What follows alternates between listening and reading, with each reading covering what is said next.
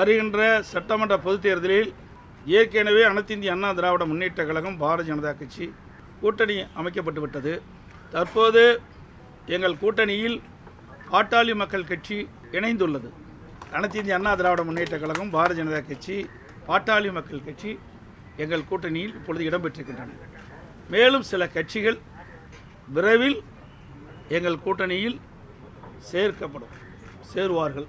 எங்களுடைய கூட்டணி இயற்கையான கூட்டணி.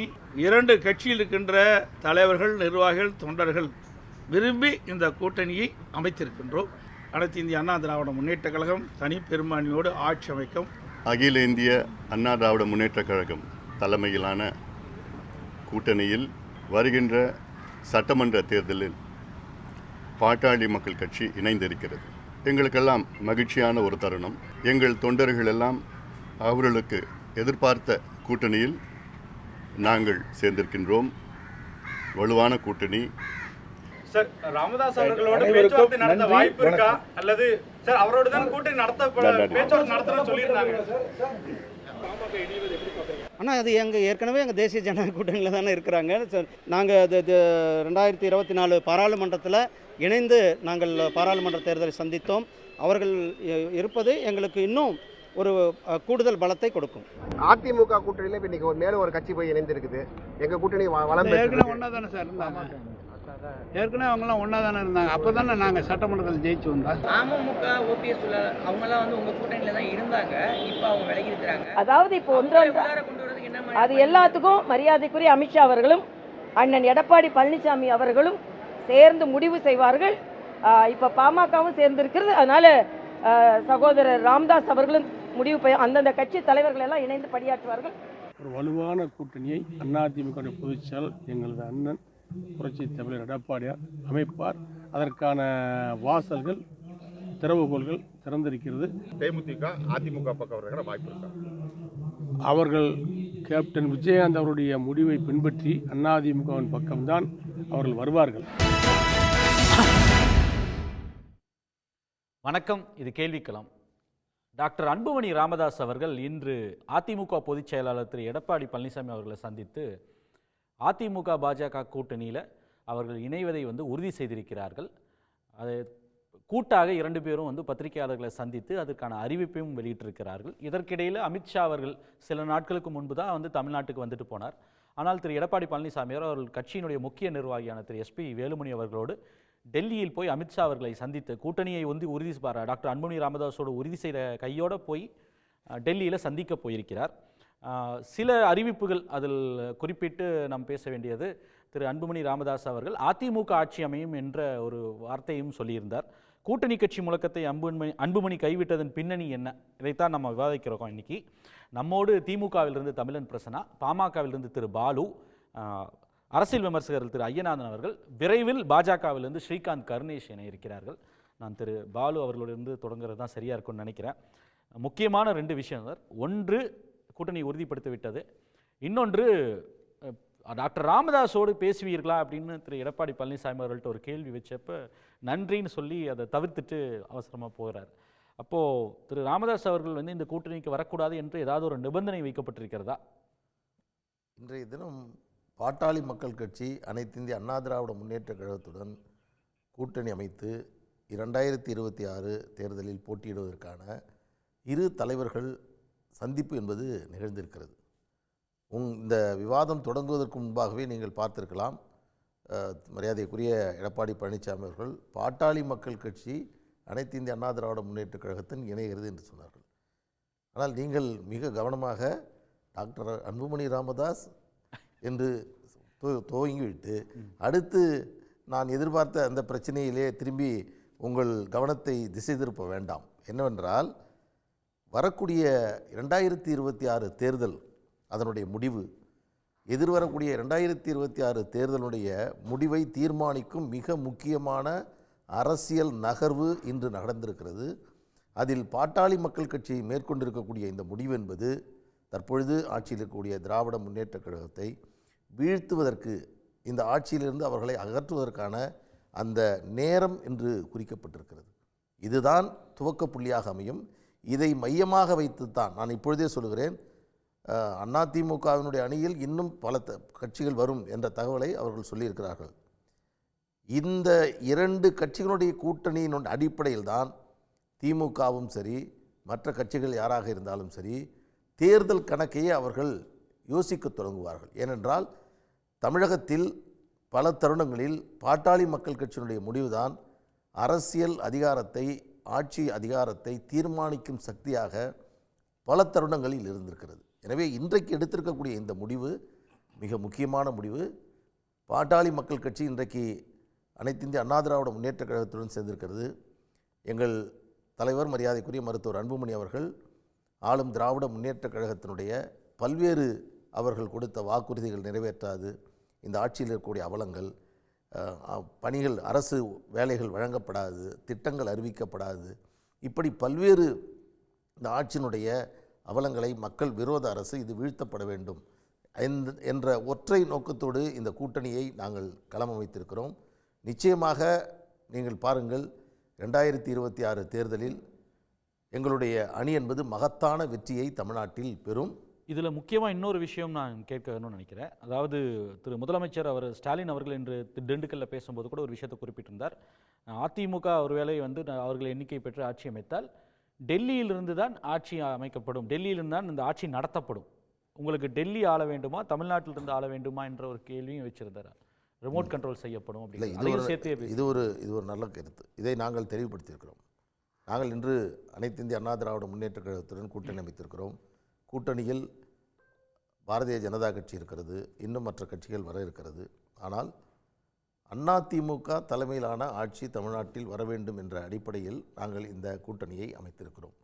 இதற்கடுத்து தமிழகத்தை பொறுத்தவரையில் அதிமுக தலைமையிலான அந்த அணியில் யார் சேர்ப்பது, யாரையெல்லாம் சேர்த்துக்கொள்வது, எப்படி முடிவெடுப்பது என்பதை அதிமுக முடிவெடுக்கும். எங்களை பொறுத்தவரையில் ஆட்சி மாற்றம் நிகழ வேண்டும். அந்த ஆட்சி மாற்றம் நிகழ வேண்டும் என்ற ஒற்றை காரணத்தை முன்வைக்கின்ற பொழுது இது போன்ற பல்வேறு நிபந்தனைகள், இந்த விஷயங்களாம் கவனம் செலுத்துவோம் என்று சொன்னால் நம்முடைய இலக்கை நாம் தவற விட்டு விடுவோம். இதனால்தான் இந்த முடிவை நாங்கள் மேற்கொண்டிருக்கிறோம். எனவே தமிழகத்தை பொறுத்தவரையில் தேசிய அளவில் தேசிய ஜனநாயக கூட்டணி NDA என்று நாம் சொல்லுகிறோம். ஆனால் மாநில அளவில் பார்த்தால் திமுக அதிமுக இதுதான் போட்டி களமாக இருக்கும். ஆனால் திமுகவை சார்ந்தவர்கள் திமுக தேசிய ஜனநாயக கூட்டணி என்று அதை வேறு விதமாக மாற்றி அவர்கள் தொடர்ந்து சொல்லுவாங்கள்ல, பாஜக என்று சொல்வார்கள். அதை முன்வைத்து அதை ஒரு அரசியல் ஒரு நகர்வாக செய்வதற்கான உங்களுக்கு தெரிஞ்சிருக்கும். இருந்தாலும் நினைவூட்டுறேன், துணை முதலமைச்சர் உதயநிதி ஸ்டாலின் அவர்களே பலவீனமடைந்திருந்தாலும் இன்று எங்களுக்கு போட்டி அதிமுகன்னு தான் அவர் சொல்கிறார். அவர் புதிதாக வந்தவர்களையோ இல்லை NDAன்லாம் கூட சொல்லலை. போட்டி எங்களுக்கு நாங்கள் இன்றளவும் கருதுறது அதிமுக தான் கருதுகிறோன்னு அவரே தெளிவுபடுத்துகிறார். அவர்களுக்கு சித்தாந்த ரீதியாக தமிழ்நாட்டிற்கும் இல்லை திமுக அரசிற்கும் பாஜக ஒன்றியத்தில் இருக்கக்கூடிய பாஜகவிற்கும் ஒரு மோதல் இருக்கிறதுன்ற மட்டும்தான் அவங்க சொல்கிறாங்க. அதாவது தமிழ்நாட்டை பொறுத்தவரையில் சார், தமிழ்நாட்டில் பொறுத்தவரையில் தற்பொழுது இருக்கக்கூடிய ஆட்சியை அகற்ற வேண்டும் என்ற நோக்கத்தில் இந்த முடிவை மேற்கொண்டிருக்கிறோம். அதில் நாங்கள் சேர்ந்திருக்கக்கூடிய இந்த கூட்டணி என்பது பாட்டாளி மக்கள் கட்சி என்றால் தொடர்ந்து பல்வேறு விமர்சனங்களை எங்கள் மீது வைப்பீர்கள். ஒவ்வொரு தேர்தலும் நிறைய வைப்பாங்க மாறி. இந்த தேர்தலை பொறுத்தவரையில் நாங்கள் 2019 தொடர்ச்சியாக இந்த கூட்டணியில் தான் நாங்கள் பயணித்து கொண்டிருக்கிறோம். எனவே இது ஒரு புதியதல்ல. அன்புமணி ராமதாஸ் அவர்கள் சொன்னார்கள், அதே போன்று எடப்பாடி பழனிசாமி அவர்கள் சொன்னார்.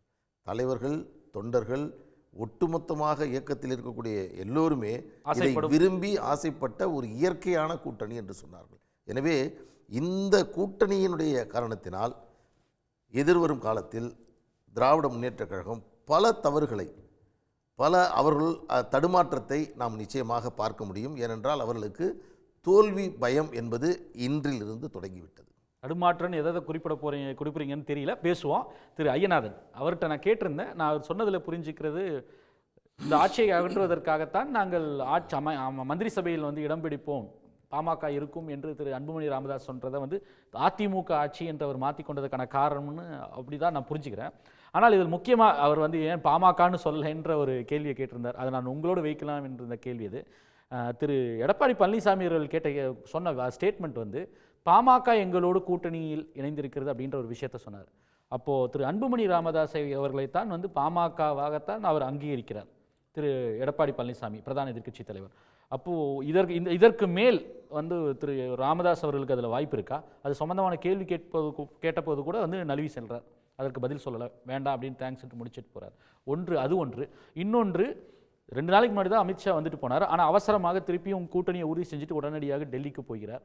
இதில் சொல்லக்கூடிய செய்திகள் என்ன? ஒன்று, அன்புமணி ராமதாஸ் அவர்கள் அவர் தலைமையிலான பாட்டாளி மக்கள் கட்சி அப்படின்றது கட்டாயம் பிஜேபி ஓரியன்ட் அலையன்ஸுக்கு தான் போகும் அப்படின்றது அவர் இது வரைக்கும் நடந்த அந்த செயல்பாட்டில் எல்லாமே பார்த்துருக்காங்க. Anti DMK, bro BJP, AIADMK உடனே அவங்க வந்துட்டாங்க. கடந்த தேர்தலில் கூட அவங்க என்டிஏ அலையன்ஸில் தான் இருந்திருக்காங்க. பாட்டாளி மக்கள் கட்சி வந்துட்டு தேர்தல் முடிவுகளில் ஒரு நிர்ணய சக்தியாக இருக்கும் அப்படின்னு சொல்லிட்டு தம்பி பாலு சொன்னார். அது ஒரு காலகட்டம் வரைக்கும் அப்படி தான் இருந்துச்சு. ஆனால் அந்த முடிவை அவர்கள் எடுக்கும் பொழுது அது மக்களினுடைய எண்ணப்போக்கோடு இயைந்து போகும்போது தான் அது நடந்திருக்கு. ஏன் போன தேர்தல் 2021 சட்டப்பேரவை தேர்தல் அது நடக்கலை? வெறும் 5 தொகுதிகளில் மட்டுமே ஏன் பாட்டாளி மக்கள் கட்சி வென்றது? ஏன் பாட்டாளி மக்கள் கட்சி கூட்டணி தோற்றது? எனவே முடிவுகளை பொறுத்து தான் உன்னை ஒழிய ஐயா ராமதாஸை விட மக்கள் செல்வாக்கு பெற்றவர் வந்துட்டு அந்த பகுதியில் 2011 சொல்லலாம். 2009 சட்ட பாராளுமன்ற தேர்தல் ஆரம்பித்து அவர்கள் வெல்லக்கூடிய கூட்டணிகள் இல்லை. 2006 தான் பெரிய அளவுக்கு கணிசமான வெற்றி. 9 மக்களவை தொகுதிகளை வந்துட்டு திராவிட முன்னேற்ற கழகத்திலிருந்து பெற்று பல அமைச்சர் பொறுப்புகளை பெற்று இருந்த ஒரு கட்சி அது. அதனால் தமிழ்நாடும் பலன் பெற்றது, அதையும் நம்ம சேர்த்து சொல்லுவோம். அப்படியாப்பட்ட ஒரு கட்சி தான். ஆனால் அந்த முடிவு எடுக்கும் பொழுது மக்களினுடைய அரசியல் எண்ண ஓட்டங்களோடு இயைந்து அது செல்லும் பொழுது தான் அது சாத்தியமாகுமே தவிர நாங்கள் இருக்கிற இடம் வெற்றி பெறும் அப்படின்னு சொல்கிறதுக்கு வந்துட்டு அப்படி கிடையாது. 2வது விஷயம், இந்த இடத்துல அவங்க ரெக்கக்னைஸ் பண்ணிட்டாங்களா அப்படின்னு நீங்கள் கேட்குறீங்க. மக்கள் தான் தீர்மானிக்கணும். பாட்டாளி மக்கள் கட்சி அதுக்கான பேஸ் அப்படின்னு சொல்லிட்டு கடலூர் சிதம்பரத்துலேருந்து எடுத்துகிட்டு தருமபுரி வரைக்கும் நீங்கள் போனீங்க அப்படின்னோம்னா வட தமிழ்நாட்டில் அதை வந்துட்டு நிர்ணயிக்கக்கூடியது வந்துட்டு பார்த்திங்கன்னா அந்த மக்கள் தான். செல்வாக்கு யாருக்குன்னு அது மயிலாடுதுறை கூட நீங்கள் அது அந்த பகுதியிலேருந்து அப்படியே எடுத்துகிட்டு வரலாம். இங்கே சென்னையெல்லாம் கூட முக்கியமாக நீங்கள் பார்க்கணும். அப்படியாப்பட்ட ஒரு இடத்துல வந்துட்டு ஐயா ராமதாஸ் அவர்களை தாண்டி அன்புமணியினுடைய செல்வாக்கு எந்த அளவுக்கு அப்படின்றது வந்துட்டு 26 தேர்தல் தான் நிரூபணமாக இருக்கும். அது வரைக்கும் நம்ம எதுவும் சொல்ல முடியாது. ஸோ எடப்பாடி பழனிசாமியோட வந்துட்டு திரு அன்புமணி அவர்கள் வந்துட்டு கூட்டணிக்கு போயிருக்கிறது அப்படின்றது வந்துட்டு ஒரு அங்கீகாரமாக இல்லையா அப்படின்ற கேள்விக்கு வந்துட்டு மக்கள் தான் அது பதில் சொல்லணும். தேர்தல் ஆணையம் கூட நிர்ணயிக்க முடியாது.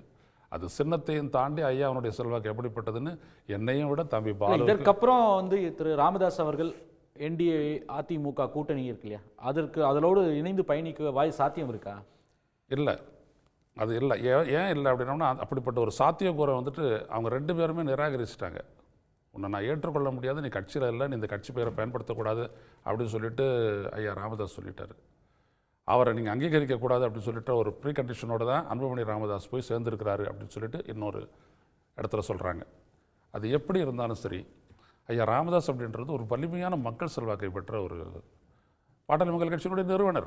அது வரக்கூடிய தேர்தலில் தெரியும். அப்படி இருக்கும்போது இந்த கூட்டணியில் வந்துட்டு அவர் போகிறது அப்படின்னோம்னா, இப்போது நானும் அப்படி தான் முதல்ல எல்லாருமே நம்ம எதிர்பார்த்தோம், இவங்க 2 பேரையும் ஒரே கூட்டணியில் வந்துட்டு அகாமடேட் பண்ணுறது. ஏன்னா அதான் பிஜேபியினுடைய மோட்டிவாக இருந்தது. எல்லாம் போய் சந்திச்சிருந்தாரு. ஆமாம், வைகுந்த பாண்டே வந்துட்டு 2 பேரையும் சந்தித்து அதை இணக்கப்பாட்டு கொண்டு வர பார்த்தாரு. அது நடக்கலை. அவங்க 2 பேருமே விலகி நின்றுட்டாங்க. அப்போ 2 பேரும் ஒரே கூட்டணியில் இடம் பெறுவாங்களா அப்படின்றது ஒரு பெரிய கேள்விக்குறி தான். அப்படிப்பட்ட சூழலில் என்ன ஆகும் அப்படின்றது தான் ரொம்ப முக்கியம். இல்லை, இதில் இன்றைக்கி அமித்ஷாவை இப்போ சந்திப்பதற்கு வந்து விரைவாக வந்து உடனடியாக டெல்லி போயிருக்கார். ஆமாம், ஏன்னா 2 நாளைக்கு முன்னாடி தான் அமித்ஷா இங்கேயே இருந்தார். ஆமாம். இப்போது கூட்டணியில் வந்து முடிவெடுக்கக்கூடிய இடத்தில் வந்து திரு அமித்ஷா அவர்கள் இல்லை எடப்பாடி பழனிசாமி தான்ற மெசேஜையும் சேர்த்து சொல்கிறதுக்கு போயிருக்கார். நான் தான் உறுதி செஞ்சுருக்கேன் அப்படின்றத சொல்ல போகிறாரா? யார் வரலாம் வரக்கூடாதுன்ற டேர்ம்ஸ் அண்ட் கண்டிஷன்ஸையும் செட் பண்ணக்கூடியது நான் இடத்துல நான் இருக்கிறேன் அப்படின்ற மெசேஜையும் சேர்த்து கன்வே பண்ணுறதுக்கு தான் போகிறாரா? இதன் மூலமாக ஓபிஎஸ் டிடிவிக்கெல்லாம் வாய்ப்பே இல்லை அப்படின்றத டோர் ஷட் அப்படின்ற சொல்கிறது தானே அதாவது மெசேஜிங்க? இல்லை, அதாவது அவர் எடப்பாடி பழனிசாமி வழி மூலம் வந்துட்டு பேச வந்த வேலுமணி அவர் அமித்ஷாவை சந்தித்து 2 நாள் பேச்சுவார்த்தை நடத்திட்டார். ஸோ ஒரு முடிவுக்கு அவங்க வந்துட்டாங்க. முடிவுக்கு வந்த நிலையில் தான் இன்றைக்கி அந்த சந்திப்பு இன்றைக்கும் நாளை காத்தாலையும் நடக்க போகுது. அப்போ அவங்க கூட்டணியை இடப்பகிர்வை வந்துட்டு உறுதி செய்ய போகிறாங்க. இதுக்கு மேலே வரக்கூடிய கூட்டணிக்கு வரக்கூடிய கட்சிகள் வந்துட்டு தான் நாங்கள் அக்காமடேட் பண்ணிக்கிறோம், எவ்வளோ சீட்டு கொடுத்து நாங்கள் அக்காமடேட் உதாரணத்துக்கு தேமுதிக வரேன்னு சொல்கிறாங்களா, அதை நாங்கள் அப்படின்னு அதிமுக பார்த்துக்கோம். ஆமாம், அதிமுக பார்த்துக்கோம் அப்படின்ற அடிப்படையில் மெயினாக வந்துட்டு பாஜகவுக்கு வந்துட்டு ஒரு இடத்த வந்துட்டு நிர்ணயிச்சிட்டாங்க அப்படின்னோம்னா கூட்டணியில் இதுக்கு மேலே வர கட்சிகள் தொடர்பாக நிர்ணயிக்கக்கூடிய அந்த அதிகாரம் முழுக்க முழுக்க எடப்பாடி பழனிசாமி கிட்ட வந்துடும். ஸோ அந்த அடிப்படையில் தான் வந்துட்டு அந்த மூவ் நடக்குது. எனவே நாளைக்கு வரக்கூடிய அறிவிப்பு சில அதிர்வலைகளை வந்துட்டு ஏற்படுத்தக்கூடியதாக தான் இருக்கும். அது ரொம்ப முக்கியம். அப்புறம் மூன்றாவது முக்கிய விஷயம் வந்துட்டு திமுகவை அகற்றுவதுதான் ஒரு நோக்கம் அப்படின்றத வந்துட்டு இவங்க சொல்கிறாங்க. அது மக்கள் தான் தீர்மானிக்கணும். ஆட்சி நடத்தப்பட வேண்டுமான்னு ஸ்டாலின் என்டிஏ அரசை அமைப்போம் அப்படின்றாரு அமித்ஷா. அதுக்கு தான் இன்னைக்கு முதல்வர் கூட பதில் சொல்லியிருக்கிறாரு. என்டிஏ அரசா என்ன அப்படின்றது வந்துட்டு வரும். கூட்டணி அரசா இல்லைன்றது இன்னொரு சிக்கல்லாம் இருக்குது. இது வரைக்கும் எடப்பாடி பழனிசாமி தான் நாங்கள் அமைக்க கோர அந்த ஆட்சிக்கு வந்துட்டு முதல்வராக இருப்பார் அப்படின்ற அந்த வார்த்தை வரல. இதெல்லாம் நாளைக்கு தான் வந்துட்டு தெரியும். திரு ஸ்ரீகாந்த், ஒரு பக்கம் திரு அமித்ஷா அவர்கள் தமிழ்நாடு வந்திருந்தப்போ என்டிஏ ஆட்சி மலரும், பிரதமர் மோடி அவர் தலைமையில் அவருக்கு அதற்கான ஒரு ஆட்சி உருவாகும் தமிழ்நாட்டில் அப்படின்னு சொல்லிட்டு போயிருந்தார். ஆனால் இன்று உறுதியாக திரு அன்புமணி ராமதாஸ் அவர்களும் சரி, பாமக சார்பிலும் சரி, திரு எடப்பாடி பழனிசாமி அவர்களும் சரி, அதிமுக ஆட்சி மலரும். திரு பழனிசாமி அவர்கள் அதிமுக தனித்த மெஜாரிட்டியோட ஆட்சி அமைக்கணும்னாரு. அன்புமணி ராமதாஸ் அவர்களும் அதிமுக ஆட்சி என்ற நிலைக்கு தான் அவங்களும் நகர்றாங்க. என்டிஏன்றது அதிமுக ஆட்சின்றதுல வேறுபடுத்தி பார்க்க வேண்டியிருக்கா அப்படின்ற ஒரு விமர்சனம் இருந்தாலும் கூட ஏதோ ஒரு இடத்தில் ஒரு கருத்து முரண் இருக்கிறது தெரிகிறது. அனைவருக்கும் வணக்கம். அதாவது எனக்கு என்ன வெளிப்படையாக தெரிகிறது என்றால், இந்த என்டிஏ கூட்டணி நல்ல முறையில் மிக வேகமாக வளர்ந்து கொண்டிருக்கிறது, மக்கள் செல்வாக்கோடு வளர்ந்து கொண்டிருக்கிறது. எங்களுடைய ஒற்றை இலக்கு திமுகவை ஆட்சியிலிருந்து அகற்ற வேண்டும், மக்களுக்கு ஒரு நல்ல எதிர்காலத்தை உருவாக்க வேண்டும் என்பது இந்த மக்களின் எண்ணத்தை பிரதிபலிக்கும் கட்சியாக என்டிஏ கூட்டணி இருக்கிறது. இதை எந்த விதத்திலாவது சீர்குலைக்க வேண்டும் என்ற நோக்கத்தோடு ஏதாவது ஒரு புதுசாக நீங்கள் ஒரு கட்டமைப்பை உருவாக்குகிறீர்கள். அதில் ஒரு மிக முக்கியமான கட்டமைப்பு தான் கூட்டணியில் நாங்கள் இருக்கிறோமா இல்லையா, அமித்ஷா அவர்கள் சொல்லுவதை மொழிபெயர்ப்பில் என்னென்ன மாற்றங்கள் செய்து வெளிப்படுத்த முடியும் என்ற ஒரு முயற்சி. நாங்களும் மிக தெளிவாக அமித்ஷா அவர்கள் கூறியதே சொல்லுகிறோம். அதிமுக தலைமையில் தான் தமிழகத்தில் என்டிஏ கூட்டணி இயங்குகிறது. திரு எடப்பாடி பழனிசாமி அவர்கள் தலைமையில் தான் இந்த கூட்டணி தமிழகத்தில் இயங்கப் போகிறது. அதனால் அவங்க தனிப்பெரும் மெஜாரிட்டியோட அவங்களும் வரலாம், எல்லாரும் மிக அதிகமான வாக்குகளை பெற முடியும். அதனால் இந்த இதில் பின்னாடி யோசிக்க வேண்டியது இப்போ ஏன் கவலைப்படணும்? எதிர்கட்சிகளுக்கே இந்த கவலை, கூட்டணியில் நாங்கள் இருக்கிறோமா இல்லையாங்கிற கவலை உங்களுக்கு என்னத்துக்கு? அதனால் பெரும்பான்மையுடன் அதிமுக ஜெயிக்கத்தான் போகிறது. அதுக்கப்புறம் தலைவர்கள் முடிவெடுக்க போகிறார்கள். ஆட்சி அமைய போகிறதா? பாஜக கூட்டணி இல்லை அப்படின்னு யாருமே சொல்லல. கூட்டணி ஆட்சி அதான் நான் சொல்ல வர்றது தான், கூட்டணி ஆட்சி அமையுமா இல்லையா என்ற விவாதமே இப்போ தேவையில்லாதது. இப்போ எங்கள் கூட்டணி எத்தனை சீட்டில் ஜெயிக்க போகிறோம், வெற்றி எங்களுக்கு உறுதி செய்யப்பட்டு விட்டது. ஒவ்வொரு கட்சிக்கும் இப்போ தன்முனைப்பு என்ன இருக்குன்னா, எங்களுடைய வெற்றியின் சதவீதத்தையும் எங்களுடைய சீட்டுகளின் எண்ணிக்கையையும் தான், வெற்றி இடங்களின் எண்ணிக்கையை தான் நாங்கள் அதிகரிக்க வேண்டும் அப்படிங்கிறதெல்லாம் எங்களுடைய முயற்சி இருக்கிறது. நம்பர் 1. இது எந்த அளவுக்குன்னா திமுகவையும் இது பாதித்து இருக்கிறது. அதனால தான் இன்றைக்கு தமிழக முதலமைச்சரே சொல்லியிருக்கார், என்டிஏ கூட்டணி வெற்றி பெற்றால் டெல்லியிலிருந்து தான் ஆட்சி செய்வாங்க அப்படின்னு மக்களை பாஜக வந்துடும் இத்தனை நாள் பயமுறுத்தியவர் இவங்க வெற்றி பெறப் போகிறார்கள் என்று அவரும் நம்புவதால் தான் இங்கே பாஜக வெற்றி பெற்றால் டெல்லியிலிருந்து ஆட்சி நடத்துவாங்கன்னு அவர் சொல்லியிருக்கார். அதனால யார் எங்கிருந்து ஆட்சி எப்படி நடத்துகிறாங்கங்கிறது மக்கள் தான் பார்க்க போகிறாங்க. அது மிக பெரிய மாற்றத்தை தமிழகத்தில் உருவாக்கும். இப்போது நடைபெற்று கொண்டிருக்கும் தவறுகள் எல்லாம் மாற்றப்படும். ஏன்னா இங்கே என்ன மாதிரி ஆட்சி நடக்குங்கிறத நேற்றைய தீர்ப்பில் 3வது பத்தியில் நீதிபதி தெளிவாக சொல்லியிருக்கிறார். எந்த அதிகார பலத்தை பயன்படுத்தி நீதிமன்றத்தை அவமதித்து சீர்குலைத்து அப்படின்ற வார்த்தையை சொல்லி அதிகார பலத்தை பயன்படுத்தி சில வெறுப்பாளர்கள் இந்த மாதிரி நடந்து கொள்கிறார்கள்ன்றது இந்த ஆட்சியின் மீது நீதிமன்ற பெஞ்ச் சுமத்திய நேரடி குற்றச்சாட்டு. இதற்கு தமிழக முதல்வர் பொறுப்பேற்று அவர் ராஜினாமா செய்ய வேண்டிய அளவுக்கு நீதிமன்றம் தமிழக அரசை நேரடியாக கண்டித்திருக்கிறது. அந்த அளவுக்கு இந்த ஆட்சியின் அவலம் நீதிமன்றம் வரைக்கும் சென்று மக்கள் மன்றத்திலேருந்து இன்னைக்கு நீதிமன்றம் கண்டிக்கும் நிலையில் தான் இந்த ஆட்சியின் அவலம் இருக்கிறது.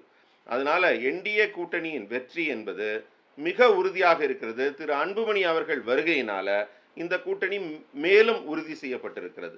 அதனால் இன்றைக்கு பாமகவின் முகமாக ஒரு ஒரு ஒரு சாம்பிள் பட்ஜெட் ஆகட்டும், வேளாண்மை துறைக்காக ஒரு பட்ஜெட் ஆகட்டும், ஆக்கப்பூர்வமான சில சிந்தனை செயலாக்கங்கள் ஆகட்டும், எல்லாவற்றையும் முன்னிறுத்தியவர் தான் திரு அன்புமணி ராமதாஸ் அவர்கள். எந்த எந்த ரூபத்தில் அவங்க எப்படி செயல்பட வேண்டும் என்பதை அவர்கள் கட்சியில் முடிவெடுக்க போகிறார்கள். அவங்க உள்கட்சி விவகாரத்தில் என்டிஏ கூட்டணி தலையிட போவது இல்லை. மற்றபடி எங்க கூட்டணிக்கு திமுகவை ஆட்சி அதிகாரத்திலிருந்து அகற்ற வேண்டும் என்ற மக்களின் எண்ணத்தை ஏற்றுக்கொண்டு எங்களுடன் வரக்கூடிய எந்த ஒரு கட்சியாக இருந்தாலும் நாங்க இருகரம் கொண்டு அவர்களை வரவேற்று, இதற்கு மேலும் கட்சிகள் வர இருக்கின்றது, புதிய கட்சிகள் இன்னும் வரும் அப்படின்னு சொல்லி திரு எடப்பாடி பழனிசாமி சொல்கிறார். ஜனவரி 9 நாங்கள் முடிவு அறிவிப்போம்னு சொல்லி இந்த பிரேமலதா அவர்கள் அவங்களும் வந்து ஓப்பன் தான் இருக்கு. அவங்களும் எதுவும் ஒரு ஃபென்ஸ் சிட்டரா இது வரைக்கும் எந்த பக்கம் என்றதை முடிவு செய்யாமே இருக்கிறார்கள். ஓபிஎஸ் டிடிவியோடைய நிலை என்னன்னு தெரியல. டிடிவி அவர்கள் ஒரு விஜய் ஆதரவு நிலைக்கு போகிறார் என்பதுதான் பரவலான கருத்தாக இருக்குது.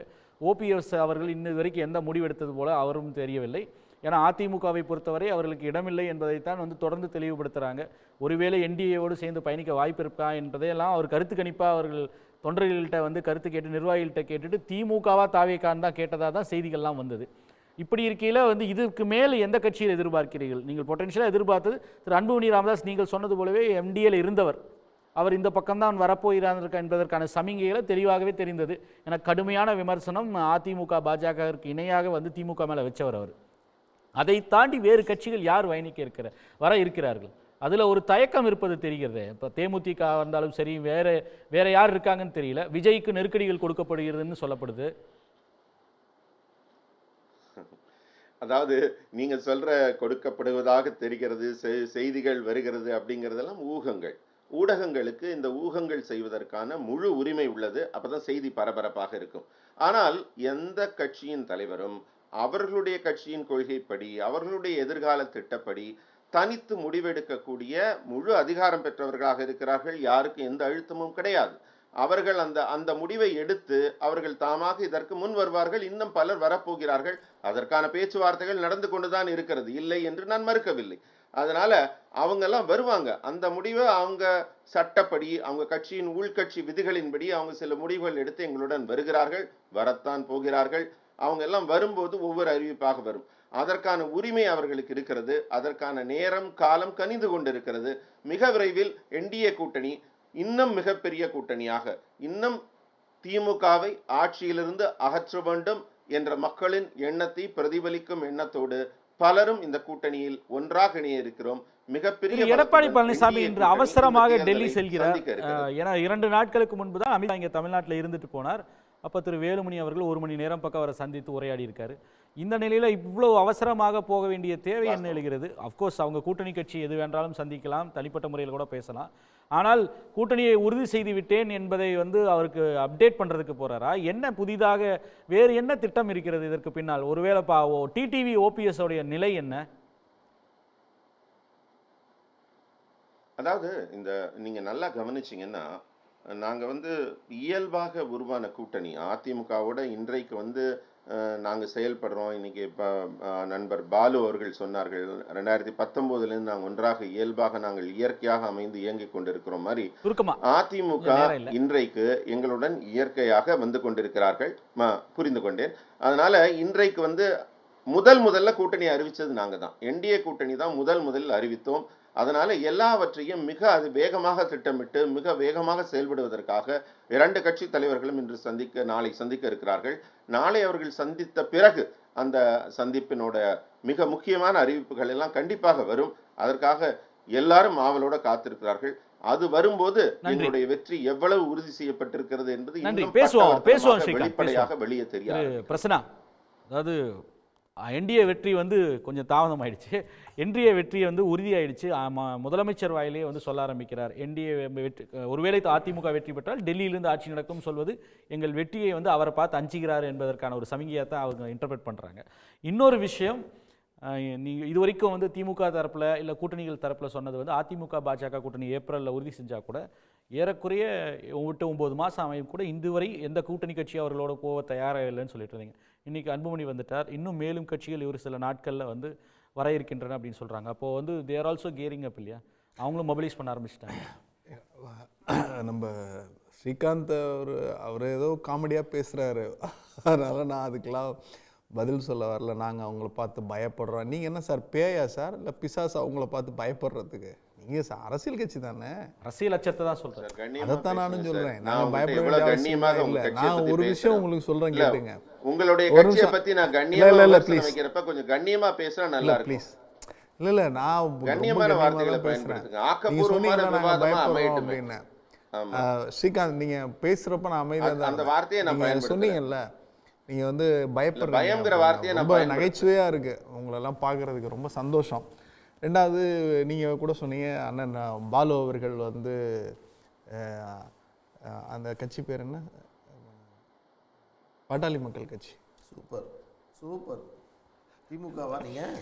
பாட்டாளி மக்கள் கட்சி பிராக்கெட் அன்புமணி. இவர் என்ன கட்சி? இவர் அவர் வந்து எனக்கு மறந்துருச்சு. இவர் என்ன கூமுக சார், குடும்ப முன்னேற்ற கழகம். அவங்க கூமுகல கருத்தை சொல்ல சார், அவங்க குடும்ப முன்னேற்ற கழகம் சார். எத்தனை வருஷம் என்னோட உட்கார்ந்து விவாதம் பண்ணிட்டு இது என்ன கட்சி? இப்ப நான் எனக்கு என்னுடைய நீங்க சப்ஜெக்ட் வாங்க. எல்லாரும் திமுக ஆட்சியில எல்லாரும் உரிமையோடயே பேசுவோம். நான் பேச ஆரம்பிக்கவே இல்லை. ஏன் பிஜேபி பாமகவும் பதறீங்க? என்னை பேச அனுமதிங்க, என்னை பேச அனுமதிங்க. தொடருங்க. அந்த அண்ணன் பாலு வந்து என் பாசத்திற்குரிய அண்ணன் தான். அதுல எந்த மாற்று கிடையாது.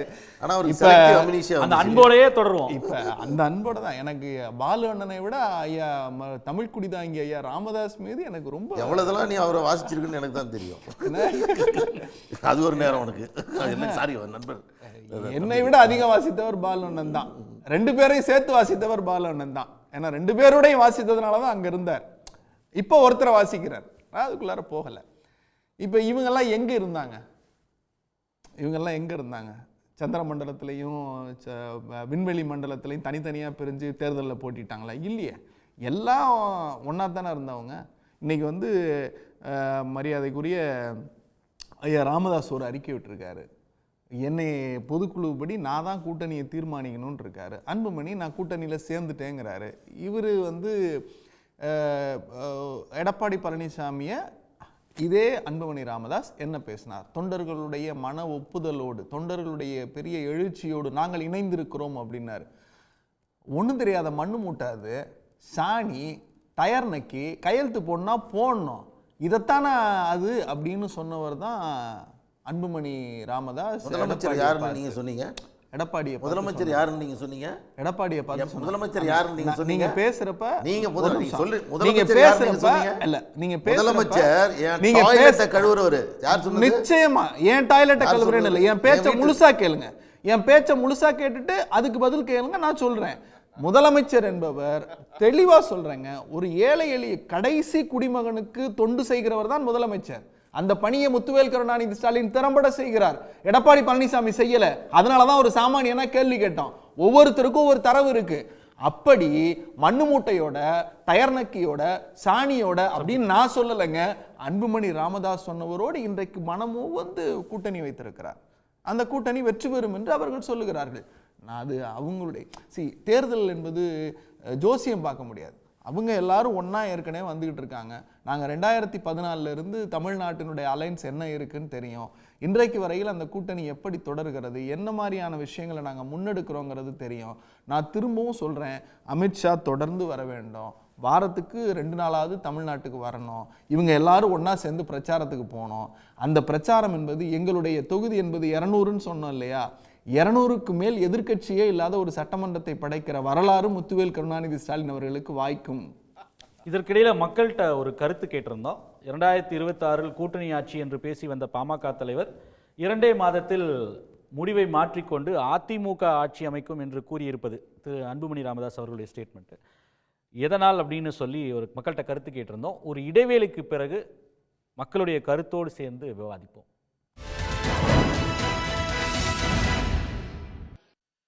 கேள்விக்களம் தொடர்கிறது. மக்கள்கிட்ட ஒரு கருத்து கேட்டிருந்தோம் திரு அன்புமணி ராமதாஸ் அவர்களுடைய நிலைப்பாடு குறித்து. 76% பேர் வேறு வழி இல்லாததால், 9% பேர் அதிமுக பலம் காரணமாக, 13% பேர் தன் தலைமையை தக்க வைக்க, 2% பேர் ராஜதந்திர வியூகம் என்று கூறியிருக்கிறார்கள். கருத்து தெரிவித்த அனைவருக்கும் நன்றி. திரு பாலு, இதோடு சேர்த்து உங்களுடைய நிறைவு கருத்து. அதாவது நீங்கள் வந்து இப்போ பாட்டாளி மக்கள் கட்சி தேசிய ஜனநாயக கூட்டணியில் இணைந்து இப்பொழுது அதிமுக தலைமையில் நாங்கள் இந்த தேர்தலை சந்திக்கிறோம் என்று சொன்னதை நாம் விவாதித்து கொண்டிருக்கிறோம். அதில் உள்ள கூட்டணியா, என்டிஏவா அல்லது அதிமுகவா என்றதற்கு ஸ்ரீகாந்த் அவர்கள் மிக தெளிவாக அதை தெளிவுபடுத்தினார். எங்களுடைய ஒத்த கருத்து அனைத்து கூட்டணி கட்சிகளுக்கும் இருக்கிறது என்பதை பிரதிபலிக்கக்கூடிய வகையில் அவருடைய ஒரு மேன்மையான அவருடைய கருத்தை இந்த இடத்திலே வைத்தார். அதிமுக என்டிஏ கூட்டணியுடைய விஷயங்களை விவாதித்து விட்டோம். இதில் என்ன திமுக கூட்டணி பற்றி கொஞ்சம் விவாதிங்க.